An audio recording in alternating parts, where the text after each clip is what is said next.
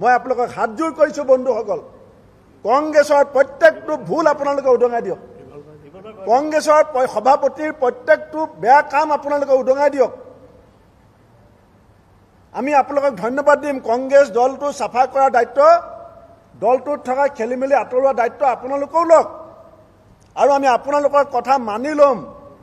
11 মে'ৰ আগত accountability fix কৰি বিচাৰ কৰি দিম। কিন্তু গভৰ্ণমেণ্টক কোনে সুধিব? এছকাৰ্ট বেংক ধ্বংস, এপেক্স বেংক ধ্বংস কেনেকৈ হৈ আছে? গভৰ্ণমেণ্টক কোনে সুধিব যে নদুৱাৰ সমষ্টিত এই গোটেই বৃহত্তৰ লাখ লাখ মানুহৰ ভোটাধিকাৰ কিয় কাঢ়ি লোৱা হ'ল? ঢেকীয়াজুলিত কোনে সুধিব? এইখিনি কি অকল আমাৰ দায়িত্ব নেকি?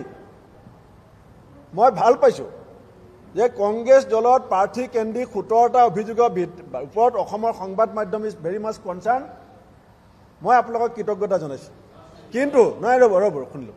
কিন্তু অসমৰ এটা ছেটেলাইট টিভি চেনেলত বহি 80 কোটি টকা, 80 লাখ টকা, 60 লাখ টকা বিজেপিৰ 2জন MLA ল'লে বুলি কোৱাৰ পিছত বিজেপিয়ে ক'ৰবাত স্পষ্টীকৰণ দিলেনে?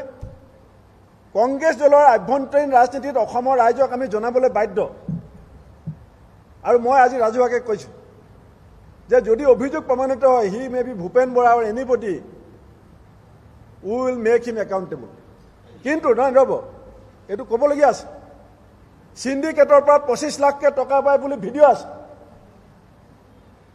চিণ্ডিকেটৰ পৰা পীযুষ হাজৰিকাই 25 লাখকৈ টকা পায় বুলি ভিডিঅ' আছে। মোৰ বিৰুদ্ধে এটা ভিডিঅ' ওলাইছিলে, মই হাতীগাঁও থানাত FIR দিছোঁ। ভিডিঅ' ওলাইছিলে, মোৰ তাত কোনো ইনভলভমেণ্ট নাই। যোনে ভিডিঅ' শুনে তেওঁলোকে গম পাব যে ভূপেন বৰাৰ ইনভলভমেণ্ট নাই। এজন মানুহে কৈছে যে আমুকক টকা দিলোঁ, তামুকক টকা দিলোঁ, ছাৰক টকা দিব লাগে। মই কেছ দিছোঁ। কিন্তু পীযুষ হাজৰিকাই 25 লাখ টকা লয় বুলি ক'লে। কি হ'ল? কিয় কেছ নিদিয়ে? কিয় FIR নিদিয়ে? কিয় এৰেষ্ট নকৰে? কিয় আপোনালোকে মাত নামাতে?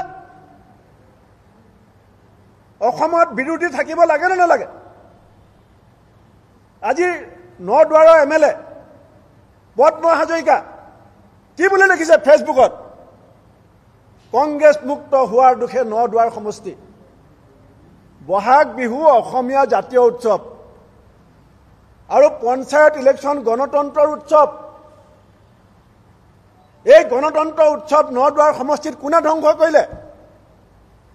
নদুৱাৰ সমষ্টিৰ ৰাইজৰ হাতৰ পৰা ভোটাধিকাৰ কোনে কাঢ়ি নিলে ঢেকীয়াজুলিত? এই প্ৰশ্ন কোনেও নুসুধে। এই প্ৰশ্ন কিয় নুসুধে? মানুহ কেছ আছে, এৰেষ্ট কৰে, নমিনেশ্যনৰ আগৰাতি পুলিচ কিয় যায়? পুলিচ ক'ত শুই আছিলে? নমিনেশ্যনৰ আগৰাতি পুলিচে কিয় যাবলগীয়া হ'ল? 4খন থানাৰ OC গৈছে মোৰ ব্লক প্ৰেচিডেণ্টৰ ঘৰত। মোৰ ব্লক প্ৰেচিডেণ্টৰ ঘৰত 4খন থানাৰ OC যাব লাগে কিয়? ডকাইত নেকি? ইমান ঘটনা হৈ আছে গুৱাহাটীত। 5জনী অসমীয়া গাভৰু ছোৱালী 5 দিনত মৰিল। কোনে খবৰ ল'লে? কিন্তু যেতিয়া কংগ্ৰেছৰ কোনোবা জিলা পৰিষদৰ নমিনেশ্যন দিছে, তাৰ গিৰিয়েকক বিচাৰি পেলাই ৰাতিটো 5খন থানাৰ OC মোৰ ব্লক প্ৰেচিডেণ্টৰ ঘৰৰ আগত ৰৈ আছে। মই আপোনালোকক হাতজোৰ কৰিছোঁ বন্ধুসকল, কংগ্ৰেছৰ প্ৰত্যেকটো ভুল আপোনালোকে উদঙাই দিয়ক। কংগ্ৰেছৰ সভাপতিৰ প্ৰত্যেকটো বেয়া কাম আপোনালোকে উদঙাই দিয়ক। আমি আপোনালোকক ধন্যবাদ দিম। কংগ্ৰেছ দলটো চাফা কৰাৰ দায়িত্ব, দলটোত থকা খেলি মেলি আঁতৰোৱা দায়িত্ব আপোনালোকেও লওক, আৰু আমি আপোনালোকৰ কথা মানি ল'ম। 11 মে'ৰ আগত একাউণ্টেবিলিটি ফিক্স কৰি